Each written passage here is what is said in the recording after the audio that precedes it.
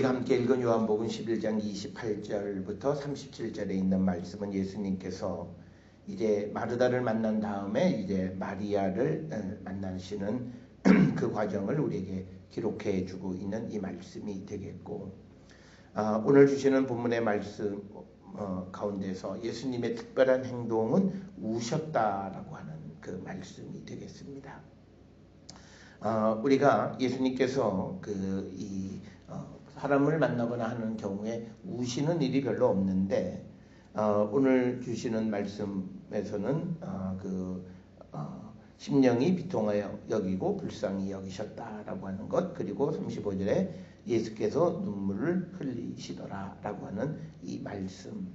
그래서 우리가 예수님께서 왜 눈물을 흘리셨을까라고 하는 것, 그것이 오늘 이 본문의 말씀의 가장 핵심적인 그런 주제가 아닌가 생각을 합니다.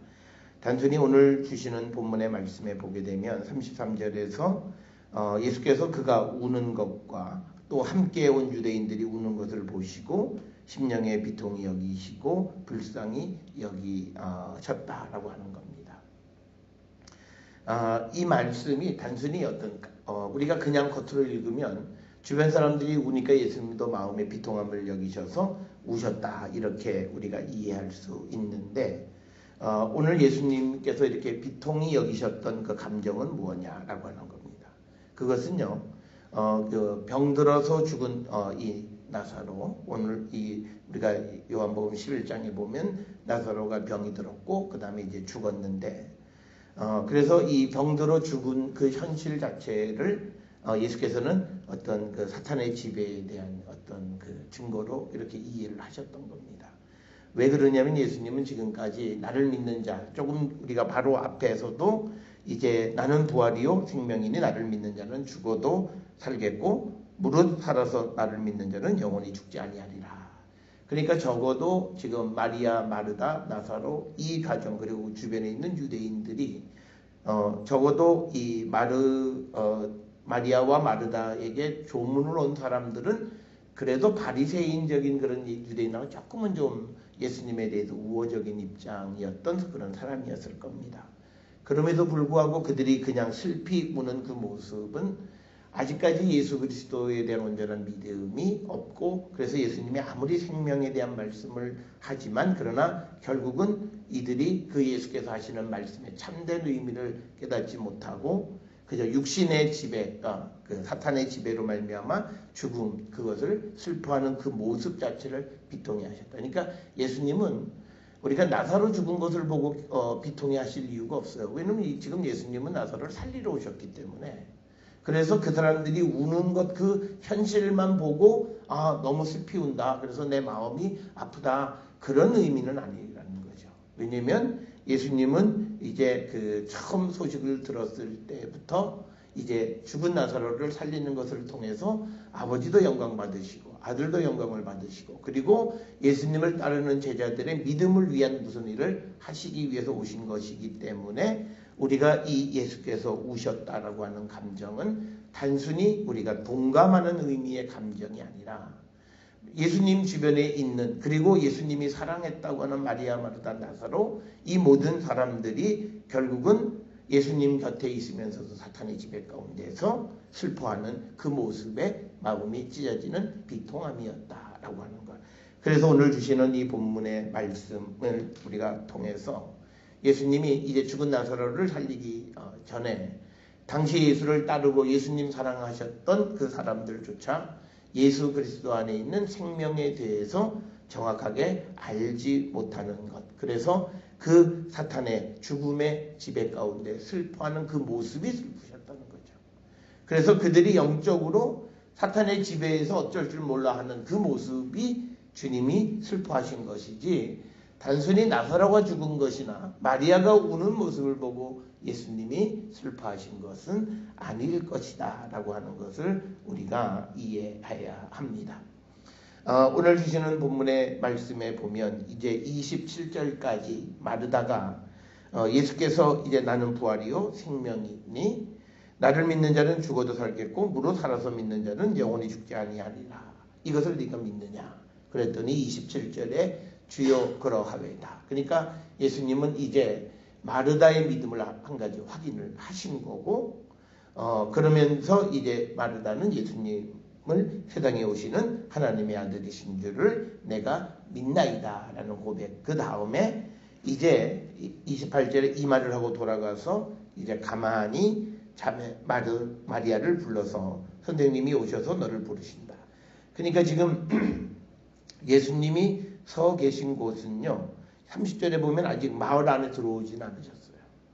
마을 입구까지 마르다가 쫓아가서 예수님을 만나 뵙고 거기서 예수님하고 대화를 한 다음에 자기가 예수님에 대한 고백, 주는 그리스도시고 세상에 오시는 하나님의 아들이신 줄을 내가 믿노라, 이 고백을 한 다음에 그 다음에 이제 집에 가서 이제 마리아를 불러왔다.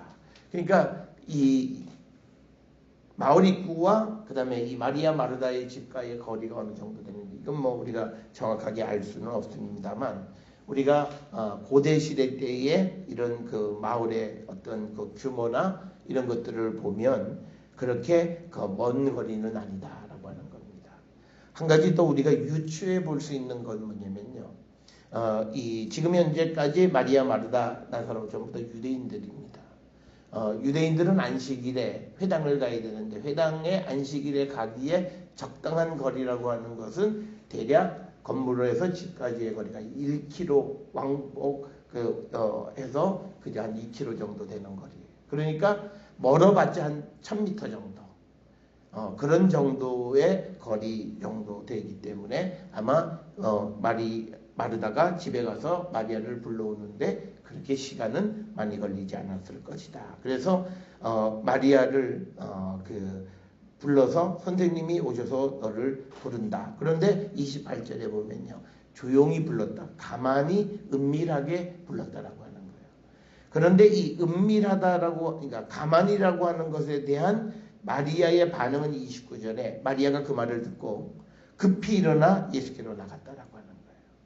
그러니까 예수님이 우리를 만나 주시고 우리가 주님을 만나는 것이 은밀하게 가만히 주님을 만날 수 있지만 그것에 대한 우리의 반응은 아주 신속한 반응을 보이는 자가 되어야 된다. 그래서 오늘 주시면 급히라고 하는 말은 지체 없이, 그 뜻입니다. 그러니까 우리가 주님이 우리를 부르셨을 때, 오늘 주시는 본문은 마르다가 마리아에게 예수님이 오셨다라고 하는 그 소식을 전해줬을 때 마리아의 반응이 급히 지체 없이 주님에게로 달려가는 모습.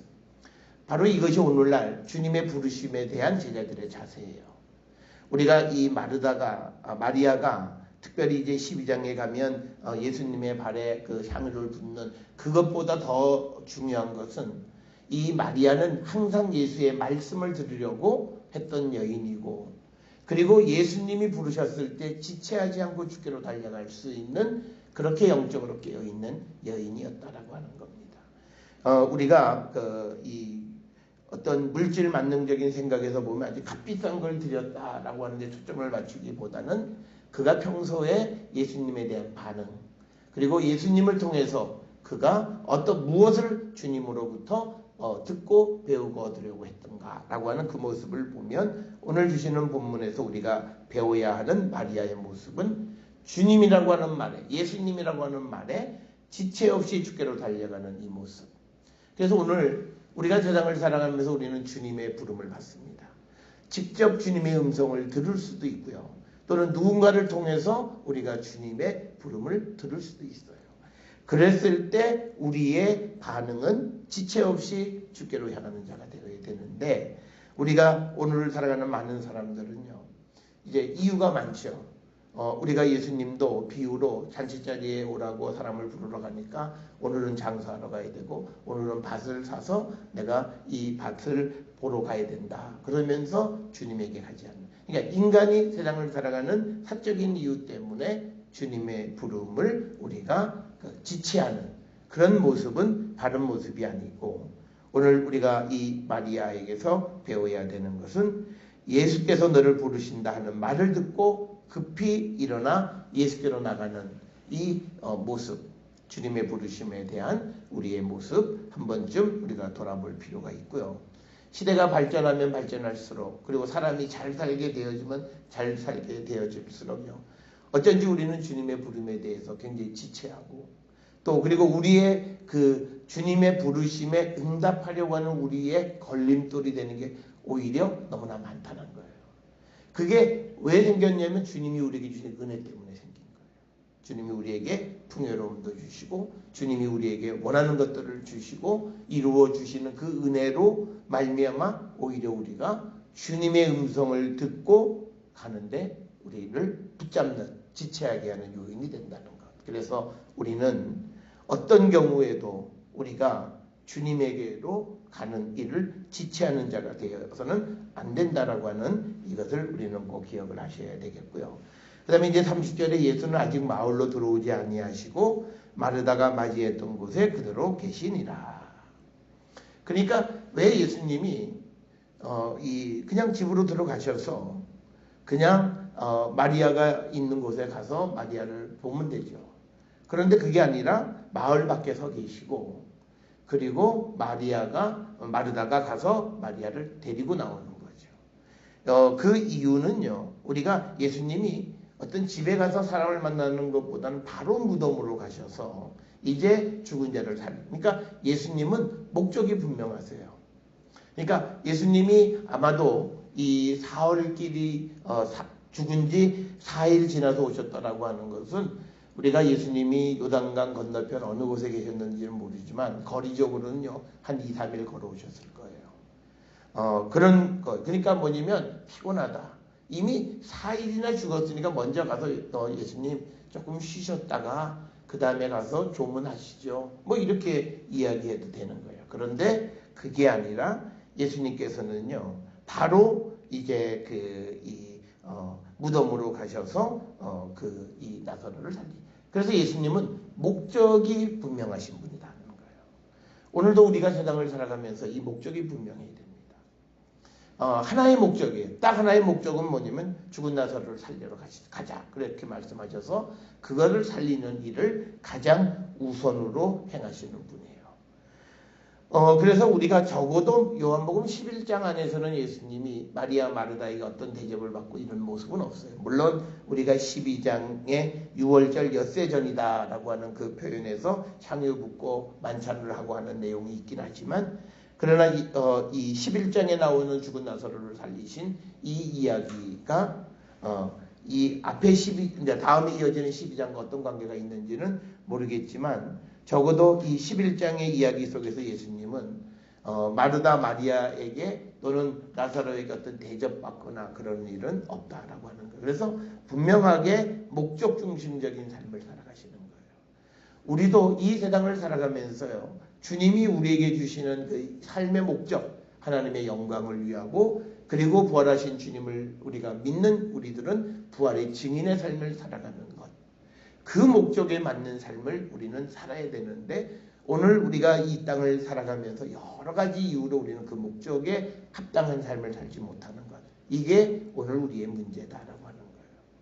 그래서 오늘 우리가 이 땅을 살아가면서 우리가 한 가지 생각해야 되는 것은 성경은 분명히 믿는 자들에게 좋은 거 주시고 그렇게 은혜를 주시고 복을 주신다고 하는데 왜 우리가 살아가는 삶에는 그런 것이 잘 없냐. 그건요.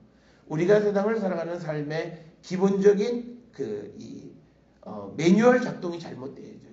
뭐냐면 우리가 세상을 살아가는 삶은 하나님을 위해서 살아가는 거고 그리스도를 위해서 살아가는 거고 이제 우리가 예수님이 십자가에 달려 돌아가셨다 다시 살아나셔서 우리에게 새 생명을 주신 것은 이제 우리가 나를 위해 살지 않고 그리스도를 위해서 살아가게 하기 위한 것이다. 이거는 우리가 사도 바울이 고린도후서에서 분명하게 말씀하는 거예요. 그런데 우리가 오늘을 살아가는 삶에서 이 목적, 이 삶의 인생의 중요한 목적을 잊어버리고 오늘도 우리는 어쩌면 우리의 육신을 위한 삶을 우리가 추구하고 계획하고 그것을 하나님 앞에 기도하며 살아간다라고 하는. 그랬을 때 그 기도가 무슨 의미가 있겠냐는 거예요. 하나님의 목적을 이루지 못하고 다른 목적을 위해서 살아가려고 하나님 앞에 기도하는 그 기도가 무슨 의미가 있느냐라고 하는 겁니다. 그래서 오늘 우리가 주시는 이 본문의 말씀에서 예수님은 이 나사로에게 오신 이유가 그를 살리기 위해서 분명히 제자들에게 말씀하신 거죠. 나사로가 죽었다. 그래서 이제 그에게로 가자. 그래서 이제 그를 11절에 보면 내가 깨우러 가노라. 이렇게 분명하게 목적을 제자들에게도 말씀하셨어요. 그러니까 예수님은 이제 이 마을 입구에서 이제 마르다 만나고 마리아를 만나서 그 다음에 무덤으로 가는 겁니다. 우리가 보통 무덤은요, 마을 밖에 있습니다. 그러니까 당연히 예수님이 마을 안에 들어가실 이유가 없는 거예요. 그래서 오늘 주시는 이 본문에 보면 마을로 들어가지 않으셨다라고 하는 거고요. 또 어떤 주석가들은 왜 마을로 들어가지 않으셨느냐라고 하는 것에 대한 설명을 예수님께서 마르다와 마리아와 개인적으로 대화를 하시기 위한 거다. 뭐 이런 설명을 하는데 그거는 조금 우리가 꼭 굳이 마을 밖에서만 이 얘기를 할 수 있었을까라고 하는 생각을 하는데 그래서 예수께서 들어가지 않으셨던 이유는 바로 무덤으로 향하시는 주님이 이곳에 오신 목적을 먼저 이루시기 위한 것이다. 그래서 우리는요, 이 목적을 통해서 우리가 어디에 선교를 가거나 해외에 가면요, 우리 항상 그 선교 뒤에 따르는 다른 목적을 반드시 가지는 거예요. 선교하고 그다음에 여행도 좀 하고 이러면 안 돼요. 우리가 하나님의 일을 할 때는 그렇게 우리가 행동하시면 안 돼요. 우리가 목적이 하나님의 일을 위해서 갔으면 그걸로 처음부터 끝이에요. 그게 하나님의 일을 위한 거예요.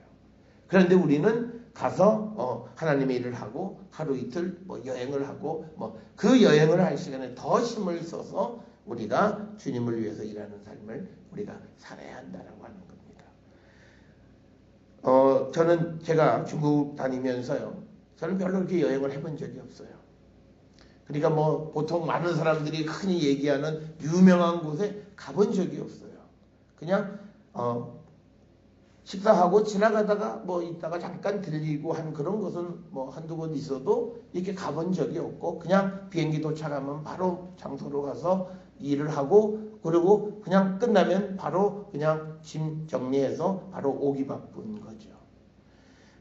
우리가 목적이 무엇이냐라고 하는 것. 그러니까 우리가 목적을 지향하는 삶이라는 것은요, 그 목적을 위해서 우리의 모든 노력을 다하는 그런 삶을 우리는 살아야 되는 거예요.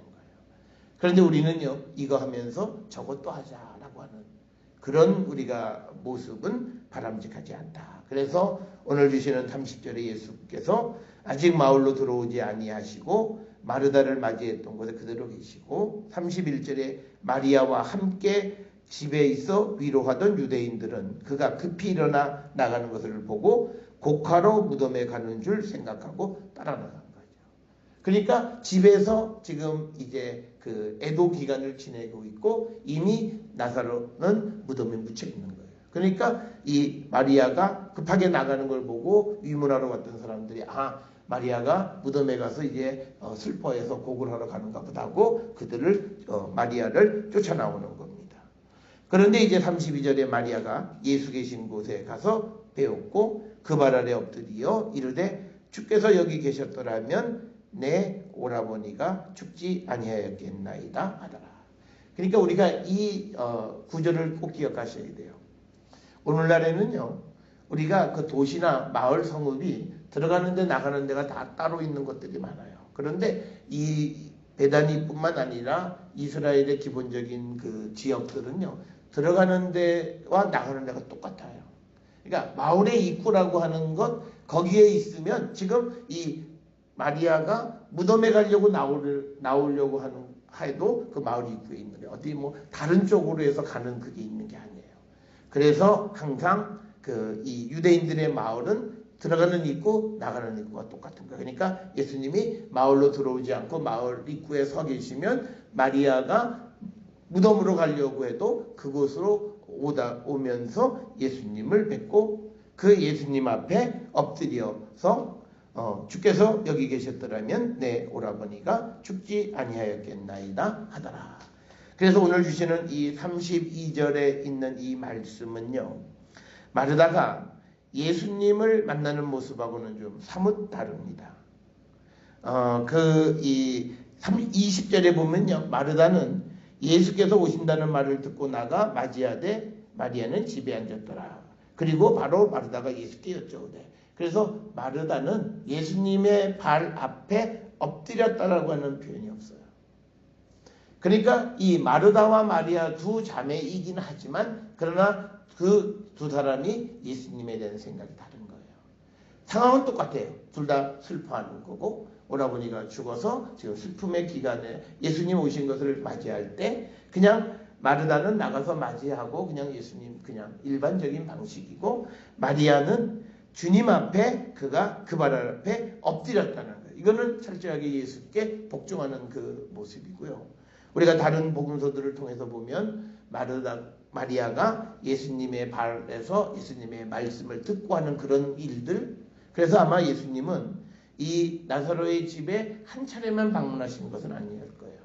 예루살렘에 오실 때마다 아마 이 베다니에서 아마 마르다와 나사로를 만났을 겁니다.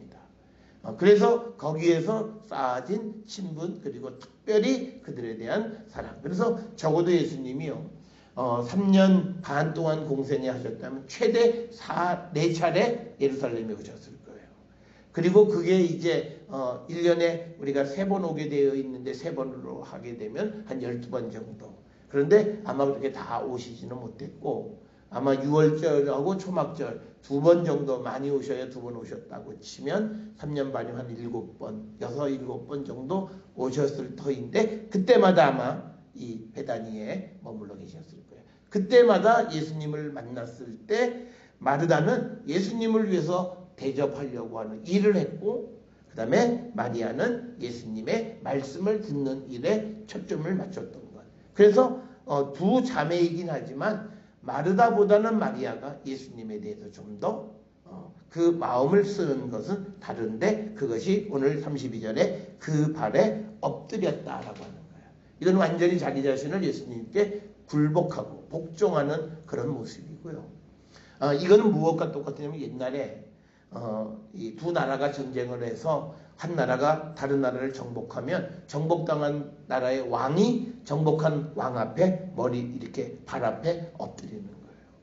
그래서 그 이마가 땅에 닿을 정도로 그러니까 나는 이제 당신에게 완전히 복종되어진 사람이다 라고 하는 것을 상징적으로 보여주는데 마리아가 바로 예수님에게 이 모습을 보였고 반면에 마르다에게서는 그 모습을 찾아볼 수가 없다라고 하는 거예요. 그러니까 마르다는 어쩌면 예수님 참 좋으신 분, 참 세간의 평이 좋으신 분, 뭐 이런 정도. 그리고 물론 뭐 그가 27절에서 주는 그리스도시요 세상에 오시는 하나님의 아들이시외다. 뭐 내가 믿나이다. 이런 말은 했지만 이런 표현들은 그냥 들어서 그냥 사람들이 하는 말, 예수님의 제자들이 하는 말 듣고 예수 이분은 좀 뭔가 남다르다 이런 정도였고 그렇지만 마리아는 조금 더 깊이 있게 예수님이 누구이신지를 알고 그래서 우리가 이제 12절에 보게 되면 예수님의 발에 향유 붓는 일에 대해서 예수님이 그가 내 장례를 준비한다. 그냥 그의 행위를 놔두라. 이렇게 말씀하는 걸 보면 뭔가 예수님이 하시는 일에 조금은 좀 가까이 다가서서 이해하는 듯한 마리아의 모습을 우리가 성경에서 보여주고 있다. 그래서 마리아가 예수님의 발에 엎드렸다.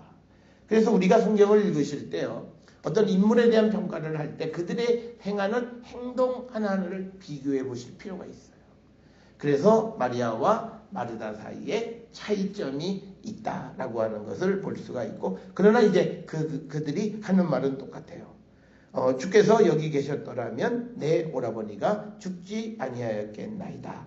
이렇게 이야기하는 것은 마르다의 말과도 같은 거죠. 21절에 마르다의 말과 같은 거죠.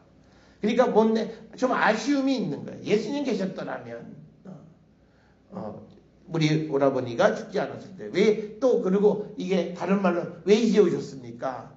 조금만 4일만 좀 일찍 왔더라면 우리 오라버니가 죽지 않았을 터인데 왜 이렇게 더디 오셨느냐라고 하는 원망은 아니지만 조금 아쉬움의 표현이 이 말 속에 있다라고 하는 거죠.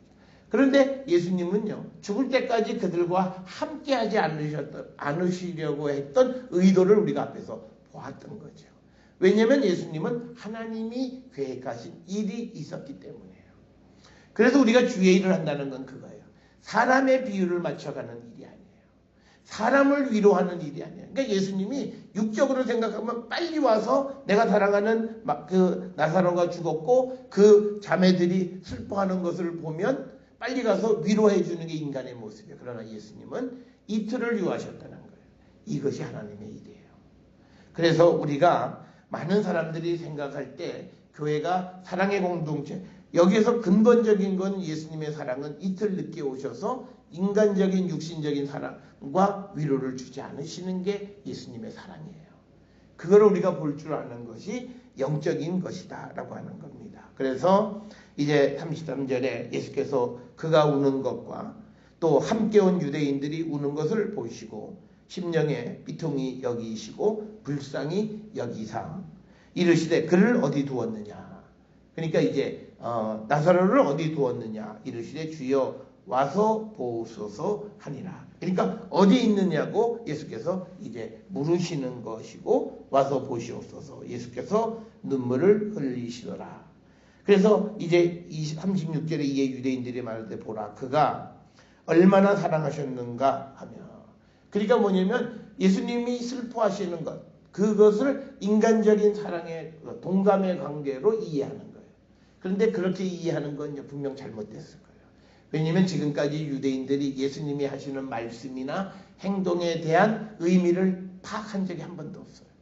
그러니까 여기서도 이들이 생각하는 건 뭐냐면 예수님이 사랑하셔서 사랑했던 사람이 죽은 것을 그냥 슬퍼한다라고 하는 인간적인 모습으로 이해했을 거예요. 그렇지만 앞에서 설명을 드렸듯이 예수께서 우시는 것 비통히 여기고 불쌍히 여기셨던 33절은 단순히 사랑하는 자의 죽음에 대한 것이 아니라 어떤 예수께서는 당신을 믿는 자들은 생명을 얻는다고 그러고 영생을 얻는다고 말을 하는데 그 영생을 얻은 자들의 모습은 적어도 아니에요. 그 모습에 예수님은 비통히 여기신 것으로 우리가 이해할 수 있고요.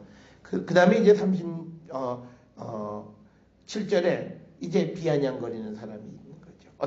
그 중에 어떤 이는 말하되 맹인의 눈을 뜨게 한 이 사람이 그 사람은 죽지 않게 할 수 없었더냐. 그러니까 뭐냐면 비아냥거리는 거예요.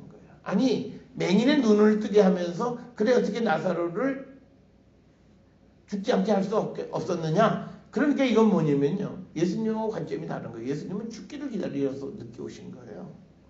그런데 사람들은 아니 같이 있어서 그 좀 죽지 않게 좀 하지. 인간적인 생각. 사람의 일만 생각한 거예요. 하나님의 일은 그가 죽고 죽은 자를 다시 살림으로 인해서 부활 생명에 대한 것을 제자들과 많은 사람들에게 보여주려고 하는 것이 하나님의 계획이었다라고 하는 거예요. 그래서 오늘 우리는 이 요한복음이나 모든 복음서를 통해서 예수의 말씀에 초점을 맞추고 성경을 봐요. 물론 그건 우리가 분명히 그렇게 성경을 봐야 돼요. 그런데 간혹 우리가 성경을 보면서 예수님의 말씀과 다른 이해를 하는 당시의 유대인들과 주변 사람들의 모습도 분명 우리는 살펴봐야 돼요.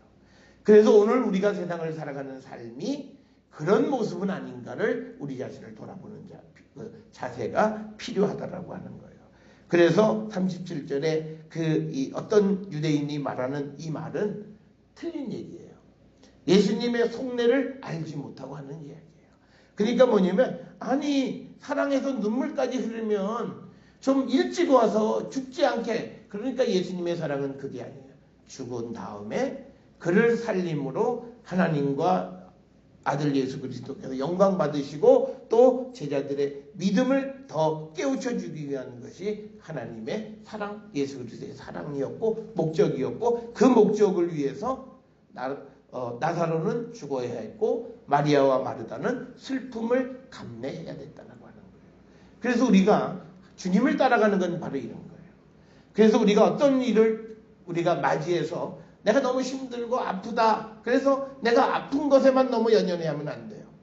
그 아픔을 겪어서 그 아픔 뒤에 있는 하나님의 계획이 무엇인지를 볼 줄 아는 것이 그게 영적이고 그게 깨어있는 성도의 모습이다. 그래서 오늘 36절, 37절에 나와 있는 이 유대인들의 모습은 적어도 예수님의 마음을 아는 그런 반응이 아니라 그냥 육적인 것에 묶여있는 보통 사람들의 반응이었다. 그래서 우리도 예수께서 우리의 삶에 개입하시고 우리에게 때로는 급히 이루어 주시고 어떨 때는 더디 이루어 주시고 때로는 우리가 알지 못하는 일들을 행하시는 그 모든 것이 때로는 우리에게 기쁨을 주지만 때로는 우리에게 아픔과 슬픔을 준다 해서 우리가 좌절하거나 절망하는 것이 아니라 그 아픔과 슬픔 뒤에 있는 하나님의 계획이 무엇인가를 볼 줄 아는 것이 소위 영적인 눈을 가지고 있는 자다라고 하는 것을 꼭 기억을 하셔서 우리도 오늘 주시는 예수님과 대화하는 마리아 마르다 그리고 주변에 있는 유대인들처럼 예수님의 마음을 알지 못하면서 말하는 자가 아니라 주님의 뜻이 무엇인지를 한 번쯤 더 깊이 생각하고 그 뜻을 헤아려 볼 줄 아는 그런 성도들이 될 수 있기를 주의 이름으로 축원합니다.